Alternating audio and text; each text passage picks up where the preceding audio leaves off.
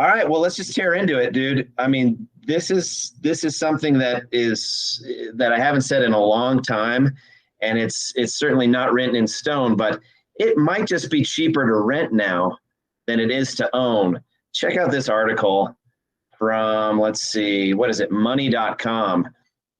So they're talking about renting is cheaper than buying a home in most, well, yeah, than in most U.S. cities right now. Just Scott, 95% of 222 counties. Yeah.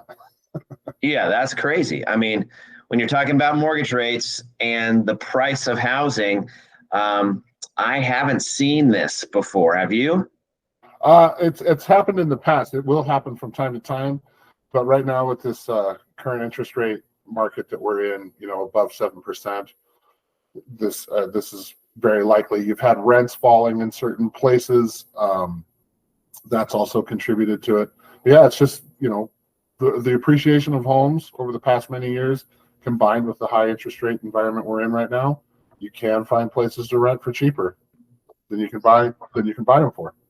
Yeah, and that's calculated on a monthly basis, right? I mean, we're talking monthly payments. What I don't think this article talks about, or it covers a little down, briefly, is the other benefits to owning real estate, right?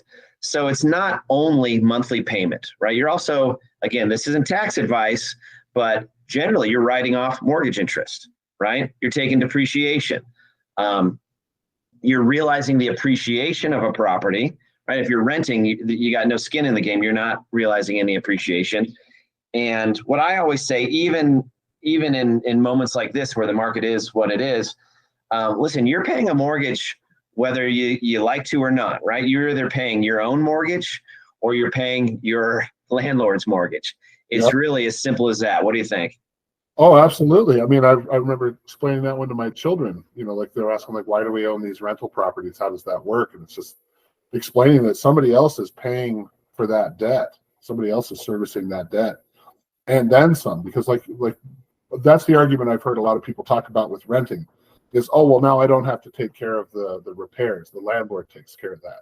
And it's just like, well, yeah, but you are paying for all of those repairs too. You just don't realize it because it's averaged out into your monthly rental payment, right? But those of us who own rental property, we're not just covering the PITI payment, principal, interest, tax, and insurance. There's extra cash flow above and beyond that for that property to be able to take care of the repairs that need to be made, a furnace, or somebody drives a car through a fence, which I just had happen last year. Those different things, the tenant is still paying for those. It's just hidden and it's wrapped up in their monthly rent payment, and they don't realize that they're making those payments as well. That is exactly right. Yeah, if the furnace goes out, are they stroking a $3,000 check? No. But they've been stroking $3,000 checks every month for the last 2 years, and that is built in terms of the expense required that's covered by the ownership. So you're exactly right. I mean, you're paying for it whether you like it or not. Yeah. And you're talking about that long-term benefit of building equity. I mean, those charts are pretty extreme. The amount of net worth that a renter has versus the average homeowner over time, it's a stark difference. Renters typically have like a net worth of like at or below $50,000, and homeowners will have net worths in the hundreds of thousands of dollars.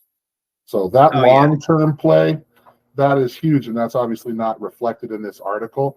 So it's just looking at a monthly nut, what's cheaper right now. Yeah, that's exactly right. And they touch on it a bit at the bottom here, right? It's at the bottom line is it's complicated. It's more complicated than it seems. Each option comes with its benefits and drawbacks, and those factors will very likely be determined by the housing market in your local area. But they're also determined by you, right? Your personal scenario. Do you have a family? Do you want to stay put? If you're moving every 3 months, then yeah, maybe buying a primary residence is not in your best interest, right?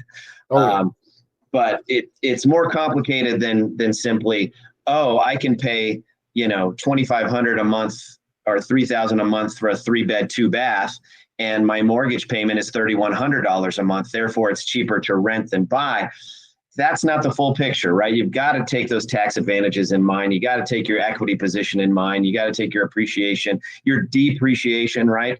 And of course, you confirm all that with your CPAs. We're not offering tax advice here, but yeah, it goes certainly deeper than this article. It's a good article. It's a decent article. Money.com's, they're pretty good at what they do, but yeah, I'm with you, Matt. I mean, it's not as surface level as it may seem.